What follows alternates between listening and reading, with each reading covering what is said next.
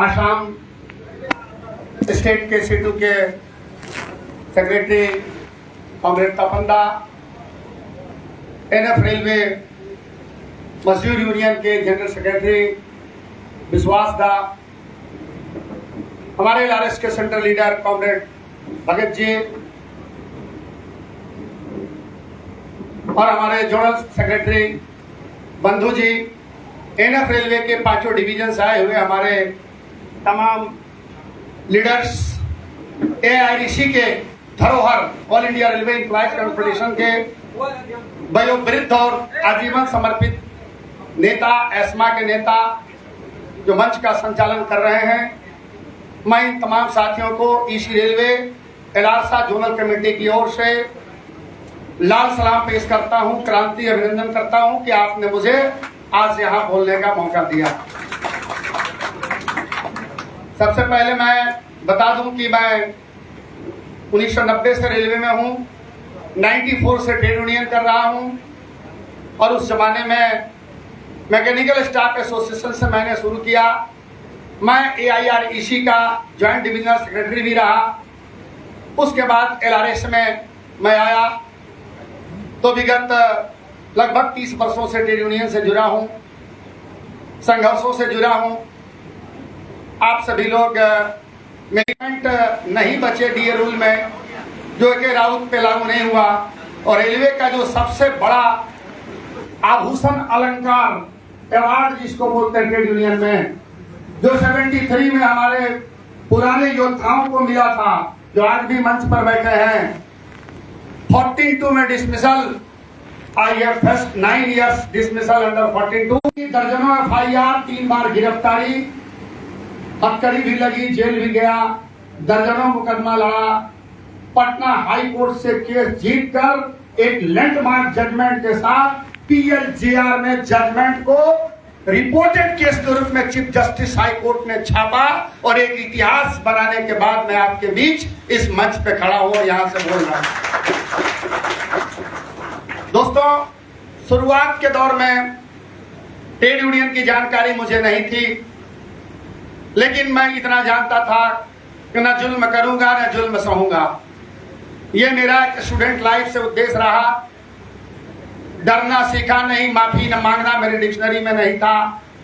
ईमानदारी से ड्यूटी करेंगे, जो मेरा हक अधिकार है लड़के लेंगे, छाती पे चढ़ के लेंगे, जिस हैसियत से मिलेगा उस हैसियत से लेंगे, ये मेरा मोटो रहा। और यही कारण है कि मैं युवाओं के दिलों पे बहुत दिनों तक राज किया।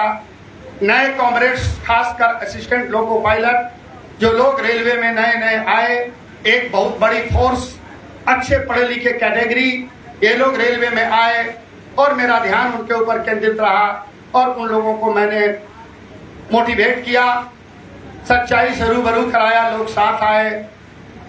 अभी बोले भगत दा कि लड़ाई लड़ने के बाद जो संघर्षों में घायल होता है, एलारसा, मैं दूसरे यूनियन की बात नहीं करता हूं, मैं जो देखा हूं, मैंने जो झेला है प्रैक्टिकली, लोग मरने के बाद स्वर्ग और नरक की परिकल्पना करते हैं। मैं अपनी जीते जिंदगी में स्वर्ग किधर है, नरक किधर है, मैं उसको लड़के देखा हूं। तो मैंने यह महसूस किया, ईमानदारी के लिए, हक अधिकार के लिए जो सही संघर्ष किया है, जिसने कर्मठता के साथ, डेडिकेशन के साथ, बिना किसी बेईमानी के साथ मजदूरों के सवाल पर अगर लड़ा है, तो मजदूर उस नेता को कभी नहीं छोड़ा है। एके राउत को भी 9 साल ईसीआर के लोगों ने नहीं छोड़ा, एनईआर के लोगों ने नहीं छोड़ा।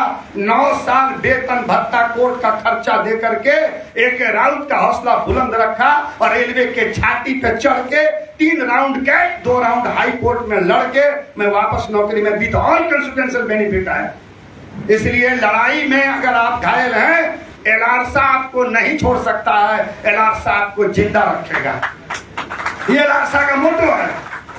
लोको रनिंग स्टाफ एसोसिएशन में जो लोग रहे, चाहे वो 49 में हो सकता है ये नहीं रहा हो, आर्थिक रूप से वेतन बहुत कम हुआ करता था, 68 में नहीं रहा हो, 73 के बाद, तो 73 के बाद जो लोग विक्टिमाइज थे, 74 के जनरल स्ट्राइक में जो 50,000 विक्टिमाइजेशन हुआ था, 73 में विक्टिमाइजेशन नहीं हुआ।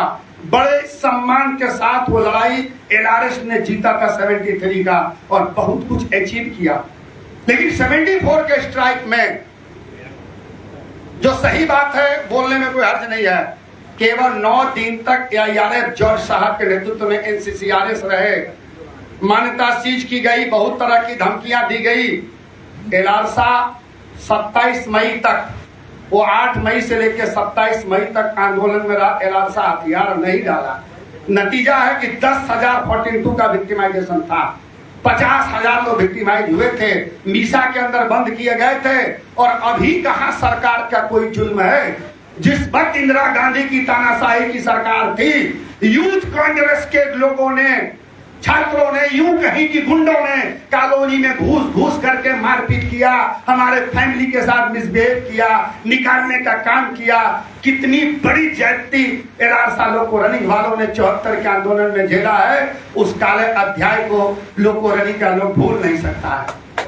मैं किसी सरकार की बात नहीं करता हूं, लेकिन जो लड़ाई कांग्रेस के जमाने में हुई थी उसको इतिहास के पन्नों में दर्ज है, पुराने लोगों को मालूम है, AREC के लोगों को मालूम है, विश्वास था उस वक्त भी LRS में हुआ करते थे तो उनको मालूम है। अभी कहां वो विक्टिम, वो यातना कहां है, वो प्रताड़ना कहां है? लेकिन उस वक्त लोग पढ़े लिखे कम थे, लड़ाई में विश्वास, ड्यूटी में विश्वास, नेताओं पर विश्वास करते थे। एक डिसीजन बंद तो बंद, फाइट ड्रॉप तो ड्रॉप, आग गिरा देना है तो गिरा देना है, कोई सोच विचार नहीं होता था। लेकिन आज तो हम आंदोलन के लिए 100 बार सोचते हैं कि लॉबी पर प्रदर्शन करें कि ना करें। CCC नाराज हो जाएंगे, मेरे CLI साहब मेरा ग्रेडेशन खराब कर देंगे, हमको मेल बुकिंग नहीं मिलेगी कोचिंग की, हमारा ट्रांसफर कर दिया जाएगा। ऐसे लोग नहीं थे उस वक्त, हजारीबाग जेल में बंद थे, कहां कहां बंद थे।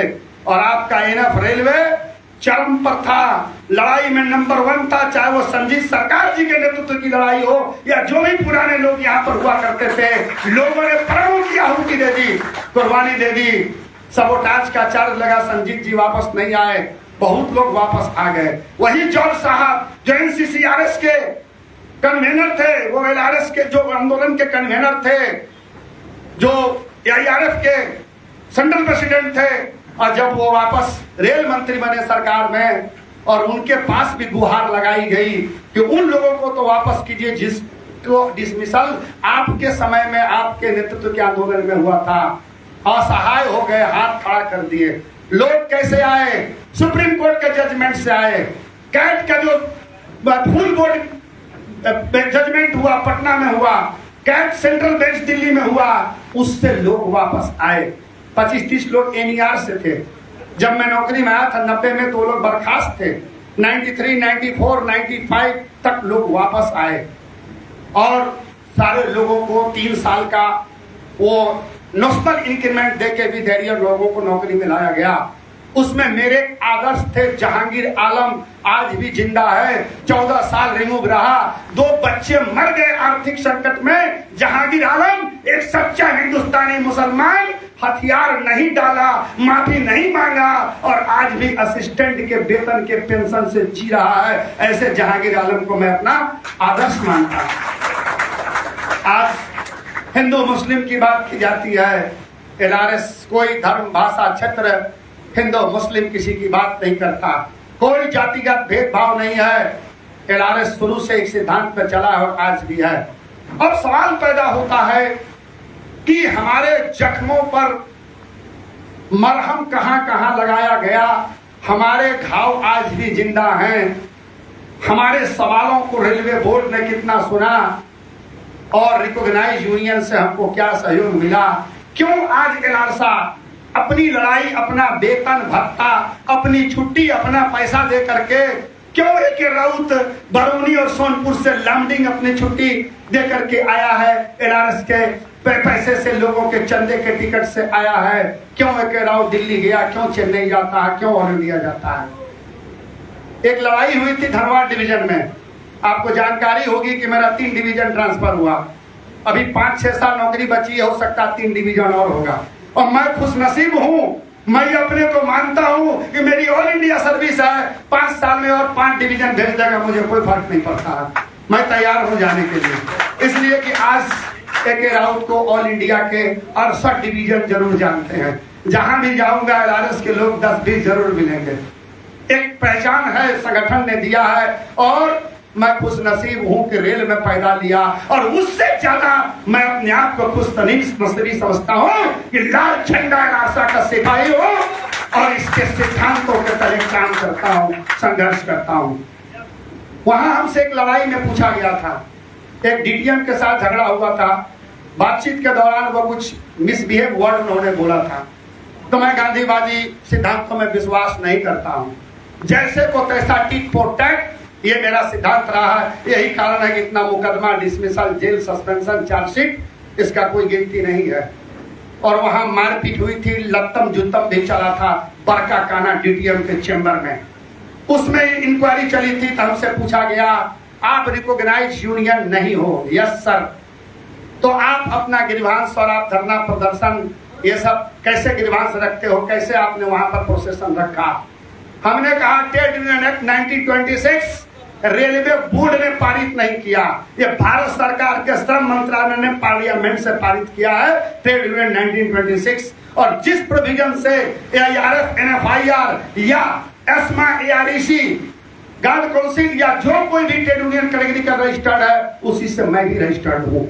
रेलवे का अपना कोई ट्रेड यूनियन एक्ट नहीं है, मैं उस एक्ट से रजिस्टर्ड हूँ। और उसमें हमको यह राइट है कि पहले हम डेमोक्रेटिक वे में ग्रीवांस देंगे, बात करेंगे, रिक्वेस्ट करेंगे। नहीं मानेगा तो tool down, pen down, strike, धरना, लॉकआउट, प्रदर्शन, ये तो हम करेंगे। क्यों नहीं करेंगे? मैंने एक लेटर दिखाया उनको रेलवे बोर्ड का, जब 48 घंटे का भूख हड़ताल चल रहा था छठे वेतन आयोग के सवाल पर, 7वें वेतन आयोग के सवाल पर, तो रेलवे ने लेबर मिनिस्ट्री को एक लेटर दिया था। वो लेटर है मेरे पास, विश्वासदार को मालूम होगा। लिखा था कि क्या कोई unrecognised union association railway premises में कोई धरना प्रदर्शन, गेट मीटिंग कर सकता है?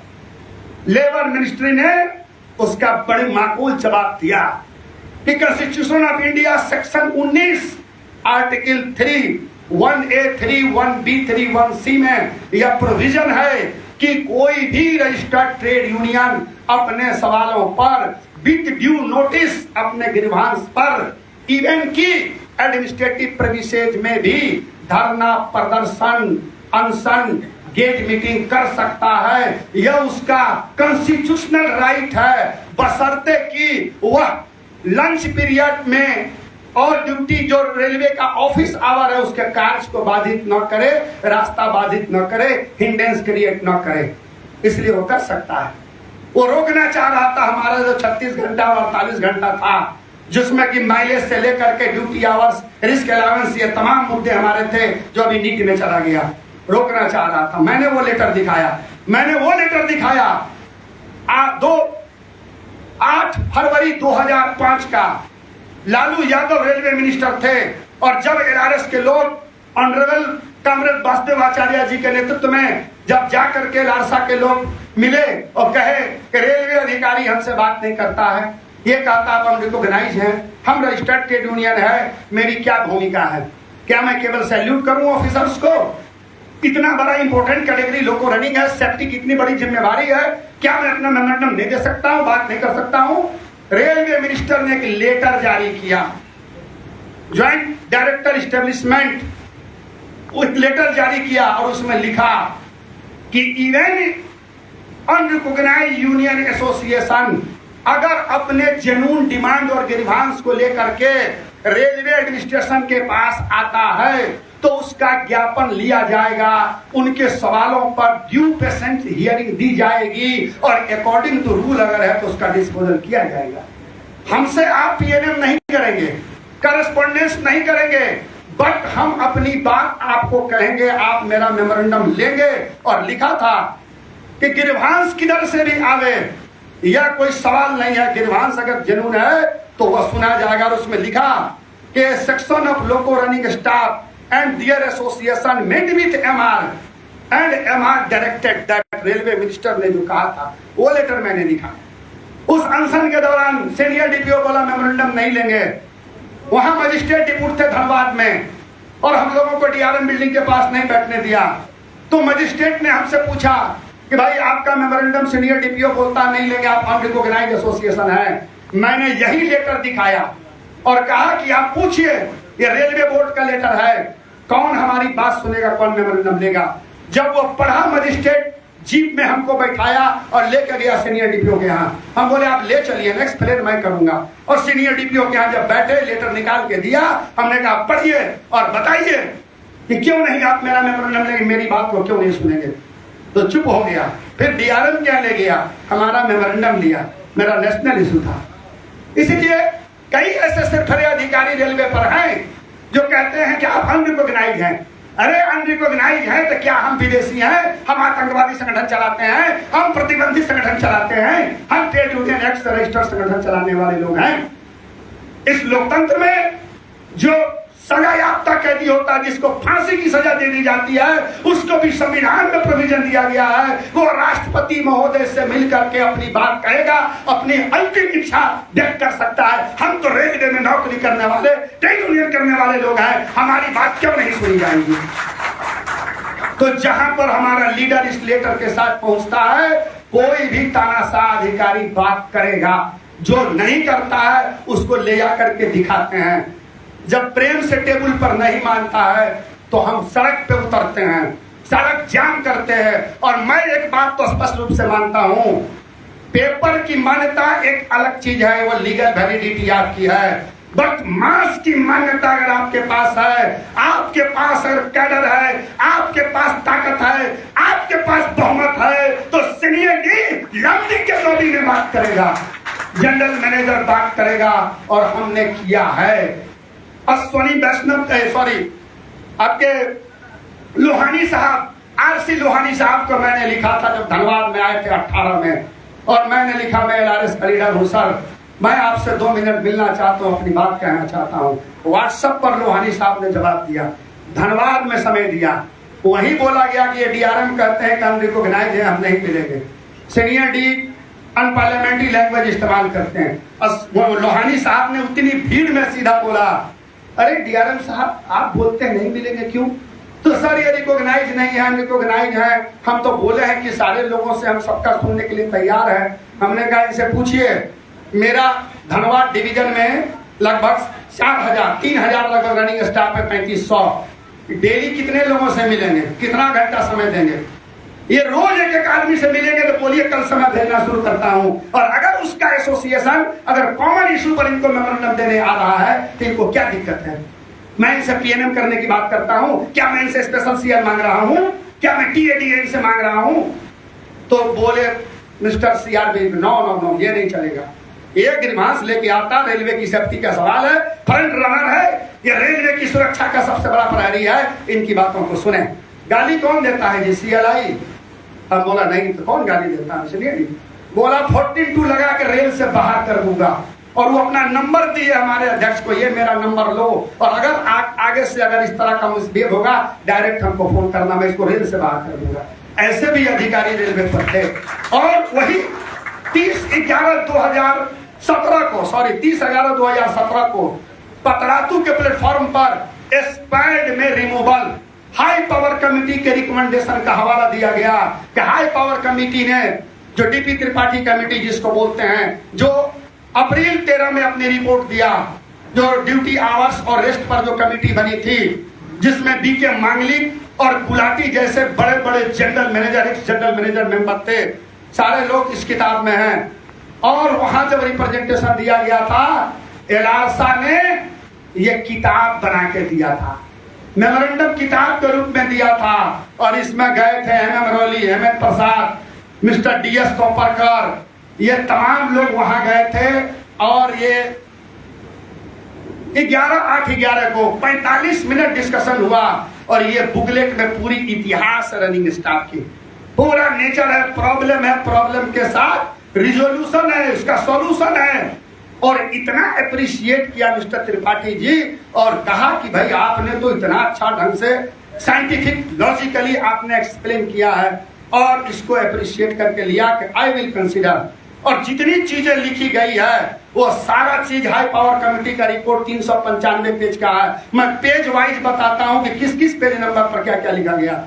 हाई पावर कमेटी ने कहा स्पैड के मामले में कि each and every case of the spade में रिमूवल फ्रॉम सर्विस की सजा बिल्कुल गलत है। उन्होंने कहा कि जिस स्पैड में कोई रिपरकशंस नहीं है, कैजुअलिटी नहीं है, लोको पायलट का पास्ट हिस्ट्री नहीं है, तो ऐसे स्पैड में रिमूवल को छोड़ करके कोई दूसरी सजा देने पर विचार किया जाए। हर एक मामले में रिमूवल सही नहीं है और रिमूवल के भय से भी स्पैड बढ़ रहा है, ये लिखा हाई पावर कमेटी ने। और जब इस पर त्रिवेंद्रम में जब उनको घेरा गया, मिस्टर लोहानी साहब को एलारसा ने घेरा त्रिवेंद्रम में और दूसरी बार धनबाद में हम लोगों ने घेरा और यही सवाल दिया। बोले देखो मिस्टर, रेलवे बोर्ड पर कोई अधिकारी तैयार नहीं है ये चेंज करने के लिए, क्योंकि आपका एक्सीडेंट मैनुअल अपेंडिक्स ओ में नॉर्म्स ऑफ पनिशमेंट है जिसमें स्पैड में सीधा रिमूवल है, वो 99 का सर्कुलर उसमें लगा हुआ है।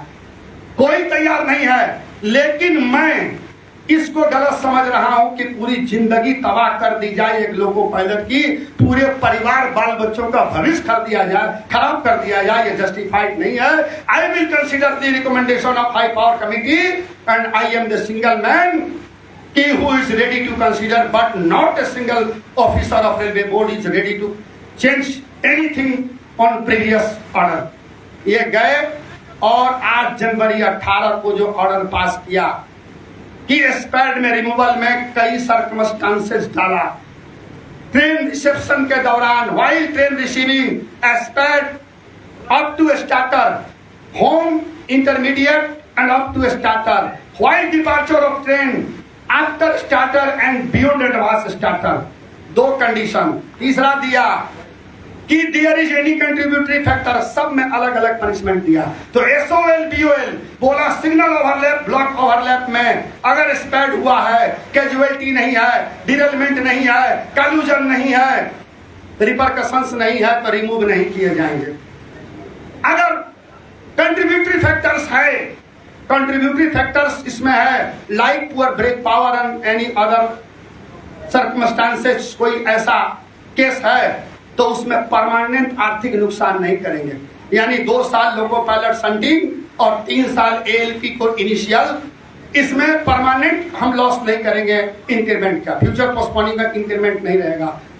उन्होंने एएलपी को, आप 8 जनवरी 18 भी एक्सीडेंट मैनुअल में लगा हुआ अपेंडिक्स ओ में पढ़ लीजिए, कहीं भी एएलपी का रिमूवल नहीं है, इवन की सेकंड चांस में भी रिमूवल नहीं है। लेकिन आज हो क्या रहा है, 18 से लेकर के 22 तक ठीक ठाक चला, 22 से लेकर के 24 तक आइए, 22 के नवंबर में रेलवे बोर्ड ने एक लेटर जारी किया, स्पैड की घटनाएं बढ़ रही है, क्यों नहीं पनिशमेंट नॉर्म्स को रिव्यू किया जाए। इस पर आप जनरल मैनेजर अपना ओपिनियन दीजिए। क्या ओपिनियन लोगों ने दिया I don't know, but from 2022 each and every case में रिमूव फ्रॉम सर्विस किया जा रहा है थर्डलेस से, ईसीआर में हो, एनएफआर में हो, कहीं भी किया जा रहा है। और हमारे ईआईआरएफ के सेक्रेटरी जनरल मिश्रा जी को मालूम है, रघुवैया जी को मालूम है कि ये जबरदस्ती हो रही है। कई बार बोला गया कि ये जबरदस्ती अकॉर्डिंग टू रूल नहीं है, ये पनिशमेंट गलत है। इवन की यह लिखा जब एनएफआईआर ने लिखा था, एनएफआईआर ने 16 में जब हाई पावर कमेटी की रिपोर्ट आई थी तो वो बोले थे कि ये हाई पावर कमेटी के रिपोर्ट पर आप स्पैड में रिमूवल बंद कीजिए। तो जानते हैं क्या जवाब दिया था? रेलवे बोर्ड ने कहा कि नहीं, इनिशियली हम रिमूव करेंगे, लेकिन अपील में हम निश्चित रूप से कंट्रीब्यूटरी फैक्टर, पास्ट हिस्ट्री और कैजुअलिटी को देखते हुए हम रिव्यू करेंगे। एनएफआईआर को भी जवाब दिया था, एआईआरएफ को भी जवाब दिया था। लेकिन 18 में जब हम लोगों ने घेरा और जब मिस्टर लोहानी साहब ने इसको देखा तो उन्होंने ये कंसिडरेशन रिलैक्सेशन दिया। इस रिलैक्सेशन के बावजूद अपील रिजेक्ट किया जा रहा है, अपील रिजेक्ट कर दिया, रिमूवल कंटिन्यू करेगा, रिवीजन रिजेक्ट किया जा रहा है। मैं पूछना चाहता हूं हमारे विद्वान general secretary AIRF, NFIR, all India के सेक्रेटरी जनरल, और ऐसा नहीं है उनको नहीं बोला गया, जोधपुर में इन बात को रखा गया, ऑल इंडिया म्यूजियम में, दिल्ली में 19 में बोला गया, 22 में बोला गया, और जितना भी मेमोरेंडम रेलवे बोर्ड को दिया गया, प्रसाद साहब बोले कि नहीं मिश्रा जी, रघुवैया जी, आप पीएनएम करते हैं, जेसीएम करते हैं, रोकिए। लिखे होंगे, नो डाउट, मैं नहीं कहता हूं कि नहीं लिखे होंगे, लिखे होंगे, लेकिन रेलवे नहीं माना, रिमूवल आज भी कर रहा है। अरे अभी डिरेलमेंट हुआ एसीआर में, सीआरआई तक को रिमूव कर दिया। अभी अभी एसीआर में सुना होगा, सीआरआई को रिमूव कर दिया, एक संटिंग में डिरेलमेंट था लोगों का, आंख मूंद के। अरे भाई 14/2 सुप्रीम कोर्ट ऑफ इंडिया ने Tulsiram Patel versus union of India में 1985 में एक वर्डिक्ट दिया था कि रिमूवल कब और कैसे, 14(2) का एप्लीकेशन कैसे होगा। 14(2) constitution of India section 311(2) second provision B में प्रोविजन है, 311(2)(a), 311(2)(b), 311(c) और उसी का डीएल में 14(1), 14(2), 14(3) है अनकॉन्स्टिट्यूशनल को। तुलसीराम पटेल, सतवीर सिंह, IS पांडे, उसके बाद captain M. Paul Anthony, supreme court ने दर्जनों बार कहा कि ये 14(2) कोई ऐसा हथियार नहीं है कि सीधा गला काट दो। मेरे केस में मैं खड़ा था कैट में, और जब बहस हो रही थी तो श्यामा डोगरा, हिमाचल के रिटायर्ड जज जो कैट में मेंबर जे थी, वह बोल रही थी रेलवे वकील को कि जब ये ऑलरेडी सस्पेंड था तुमने 42 क्यों लगा दिया, इंक्वायरी क्यों नहीं किया, 6 साल गुजर गया, तुमने अपील में इंक्वायरी क्यों नहीं किया, रिवीजन में इंक्वायरी क्यों नहीं किया। सुप्रीम कोर्ट कहा है कि अगर उस वक्त इंक्वायरी संभव नहीं है तो अपील में तुमको हर हाल में इंक्वायरी करनी होगी। Till the return of normalcy, situation जब नॉर्मल हो जाए इंक्वायरी करके ऑर्डर पास करो। आज रेलवे अधिकारी नंगा नाच कर रहा है, कोई लगाम उसके ऊपर नहीं है, सारे जगहों पर दोनों रिकॉग्नाइज्ड यूनियन है, पीएनएम जेसीएम होता है। और मैं कहता हूं, मेरा दावा है कि ईसीआर में, एस्पैड में रिमूवल के खिलाफ जितनी बोल्डली रूल के साथ हम लोगों ने प्रदर्शन दिया, जीएम ऑफिस को घेरा, डीआरएम ऑफिस को घेरा, रिकॉग्नाइज्ड यूनियन कभी इस सवाल को इस कदर रूल के साथ नहीं रखा, नहीं घेरा। जहां ताकत थी वहां हमने रोक लिया, जहां हम कमजोर थे वहां रगड़ दिया। डीडीयू में रिमूव किया, दानापुर में पैसा भी लिया, रिमूव भी किया, लाखों लाख रुपया लिया, इतना नंगाई किया वहां का डी सौरभ पांडे, उसी तरह किया डीडीयू का। मैं एक एक चोर का नाम जानता हूं जो कितना करोड़ लूटा और पटना के आसियाना मोड़ में कितने करोड़ का बिल्डिंग बनाया और क्या क्या किया। मैं उन सारे लोगों को जानता हूं और बाय नेम उसका बोलता हूं। चोरी भी, सीना चोरी भी किया। अरे मैं तो अनरिकॉग्नाइज हूं, मैं कैटेगरिकल एसोसिएशन हूं, मैं केवल एक समाज को रिप्रेजेंट करता हूं। आप तो तमाम रेलवे कर्मचारी का रिप्रेजेंटेशन करते हैं, आपको यूनियन चुनाव से मान्यता दी गई है, आपको सारे लोगों का वोट प्रतिशत प्राप्त है।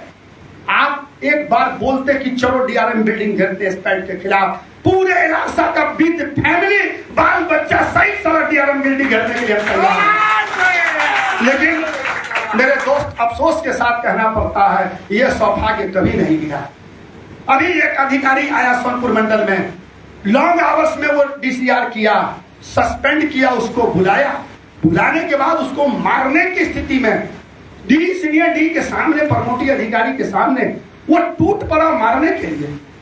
और वो बोला कि आप हमको मारिएगा। उसके 2 दलाल बैठे थे, और दलाल कौन था? हमारे ही समाज से, हमारे ही डीएनए से निकला हुआ, जिसका डीएनए खराब हो जाता है वो निकाल देते हैं। वो दलाली कर रहा था सीनियर डीएम का, वो दलाल बैठा हुआ था और उस लोगो पायलट के साथ हाथापाई किया और आरपीएफ के हवाले गिरफ्तारी के लिए बोला, अरेस्ट कराओ इसको। धक्का दे के कॉलर पकड़ के निकाला। मैंने 3 मई को तीनों लॉबी को घेर दिया, बंद कर दिया, गाड़ी नहीं चलेगी। मेरे लोको पायलट को आरपीएफ ने कैसे अरेस्ट किया?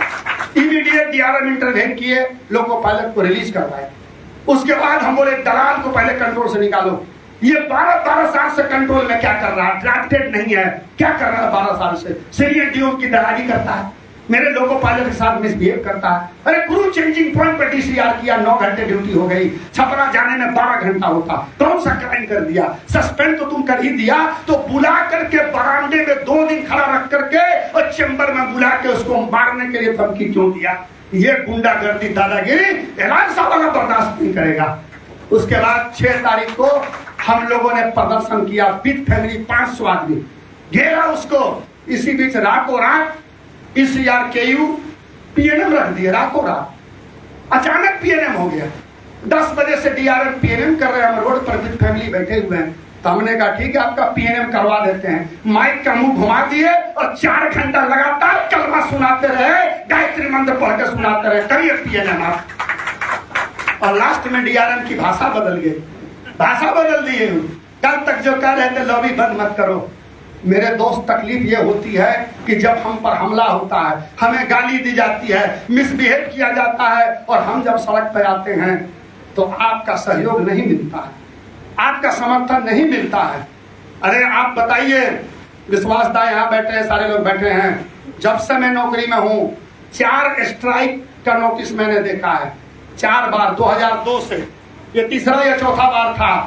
हर बार एलासा ने समर्थन किया कि हम आपके आंदोलन का समर्थन करते हैं, और 7वें वेतन आयोग में 11 मई से स्ट्राइक था, एलासा डिसीजन नहीं लिया था। जब एमएन प्रसाद ने चिट्ठी दिया मिश्रा जी को कि लोगों रनिंग पेट के सवाल पर, अरे मैरिज के सवाल पर, ड्यूटी आवर्स के सवाल पर, रिस्क लेवल के सवाल पर हम आपके हड़ताल में समर्थन करते हैं, और जैसे ही एमएन प्रसाद लेटर दिया तो दिल्ली के अखबारों में छपने लगा कि 11 मई से रेलवे का चक्का जाम होगा, इसलिए कि लोगों रनिंग, लोगों पायलट का एसोसिएशन ने हड़ताल का समर्थन कर दिया। लेटर आने लगा, रेलवे बोर्ड से लेटर जारी होने लगा, रेलवे एक्ट 147, 175, 173 में FIR होगी, गिरफ्तारी होगी, तमाम वहां से सर्कुलर आने लगा, और हम लोग तैयार थे कि चलिए आर पार हो जाए।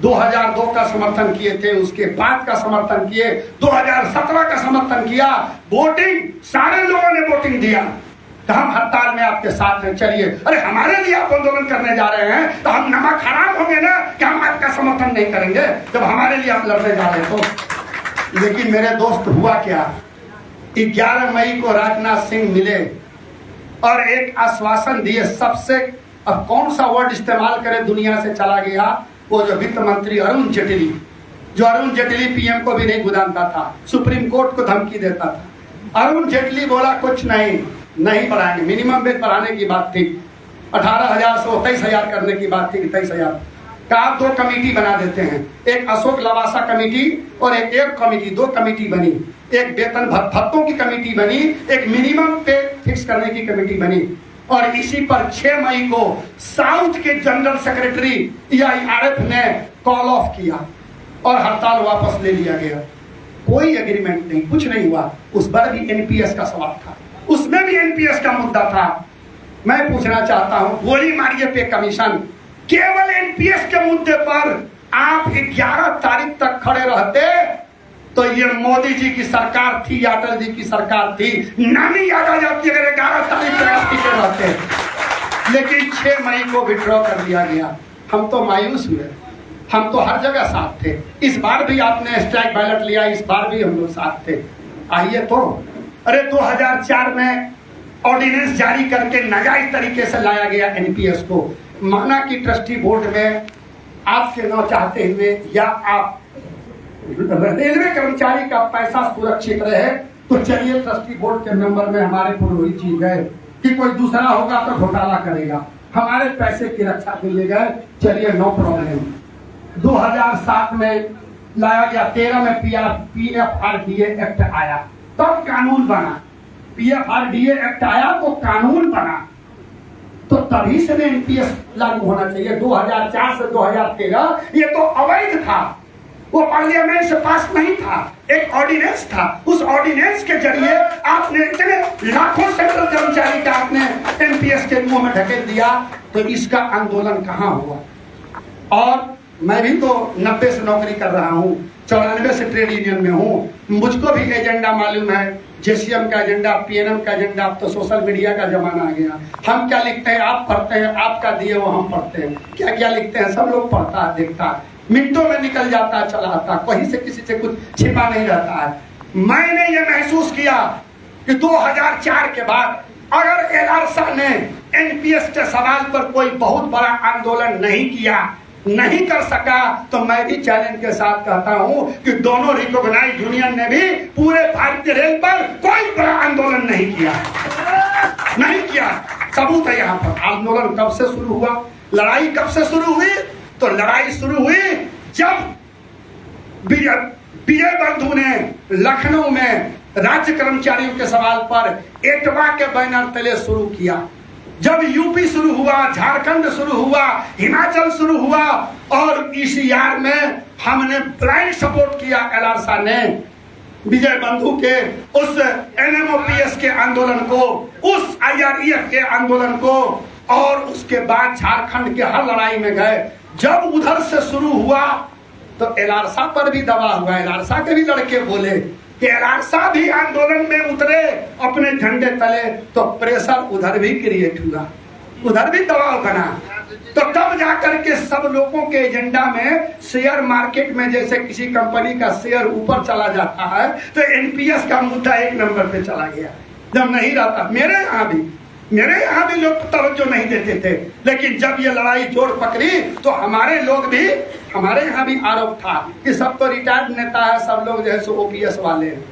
ये मैं सुना हूँ एएलपी के मुंह से, ये गलत बात नहीं है, सही बात है। लोग बोला कि लोग क्या लड़ेगा, लेकिन लड़ाई हुई जब वो उन्होंने किया, 4 स्टेट में झटका दिया, पटका दिया, उसके बाद सब लोग तैयार हुए और एआईआरएफ के नेतृत्व में जफरोस बना, joint forum for restoration of old pension scheme, JFROPS बना।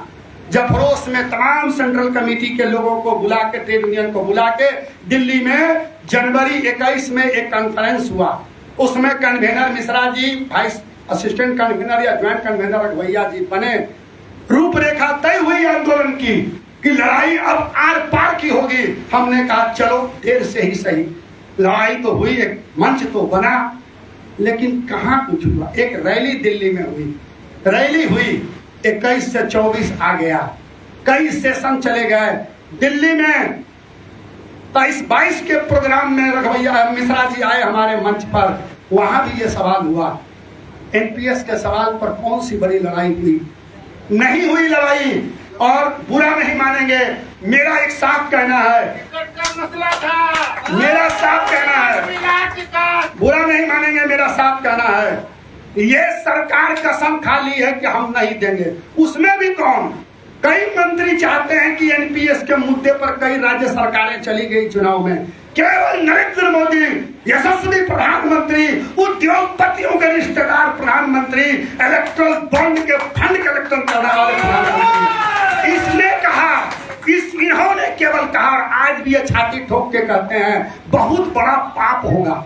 9 मई 2023 का अखबार का स्टेटमेंट पढ़िए, इन्होंने लिखा कि जो पार्टियां, जो सरकार कहती है कि ओपीएस लाएंगे, ये अपने पैर में कुल्हाड़ी मार रहे हैं। अर्थव्यवस्था गर्त में जाएगी, श्रीलंका जैसा हाल हो जाएगा, कटोरा लेके सरकारें सड़क पे आ जाएगी, इसलिए आने वाली पीढ़ी माफ नहीं करेगी। इसलिए ओपीएस की बात जो कर रहे हैं ये बिल्कुल गलत है। ये मोदी जी का स्टेटमेंट है, 9 मई का अखबार 23 का उल्टा करके पढ़िए। बार बार ही बोल रहे हैं, पार्लियामेंट में बोले हैं, सबसे बड़ा विरोधी ये है।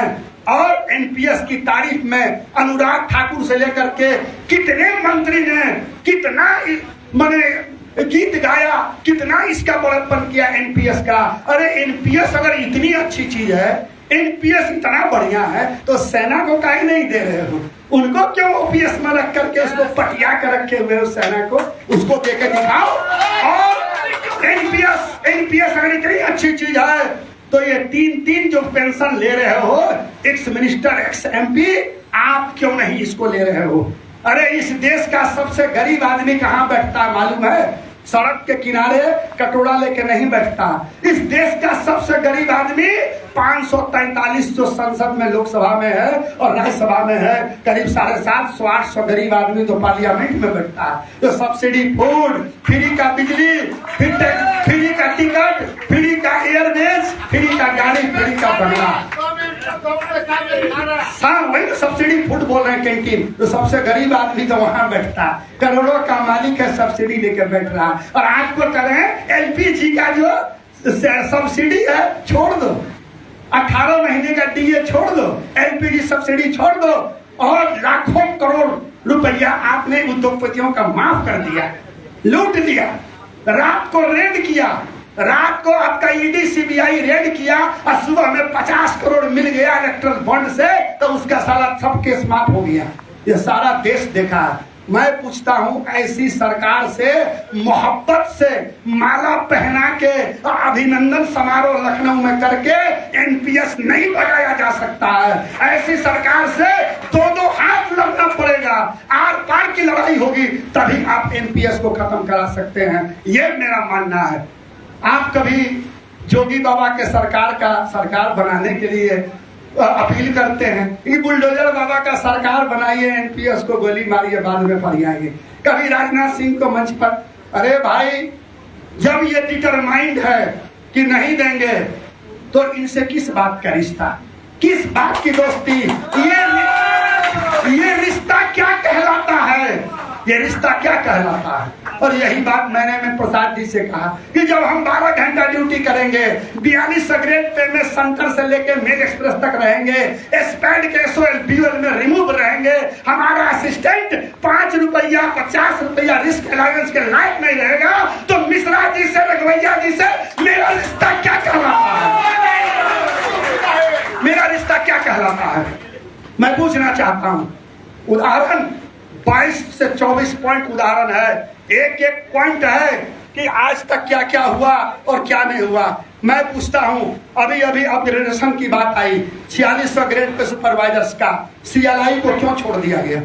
सीएलआई क्या कम काबिल लोग है, सीएलआई सबसे बड़ा सेफ्टी का सेंट्रल पिवट पिन है, सबसे बड़ा मेंटर है रेलवे की सुरक्षा का सीएलआई को 4600 देने के लिए क्यों छोड़ दिया।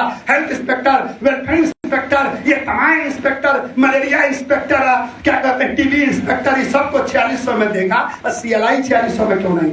मैं पूछना चाहता हूँ 2 आवर्स प्रिपरेटरी टाइम, अरे hours of work and period of rest rule 2005 section 12 कहता है कि 16 आवर्स रेस्ट हेडक्वार्टर में, 30 आवर्स पीआर। आप बताइए 16 आवर्स रेस्ट मिलता है, नहीं मिलता है। क्या है इसमें इंक्लूड क्या है, ये आरबी 120/16 13 अक्टूबर 16 उसमें लिखा है कि call period time will include in headquarter rest and out station rest. ये 2 घंटा उसमें धूका रहेगा 2 घंटा।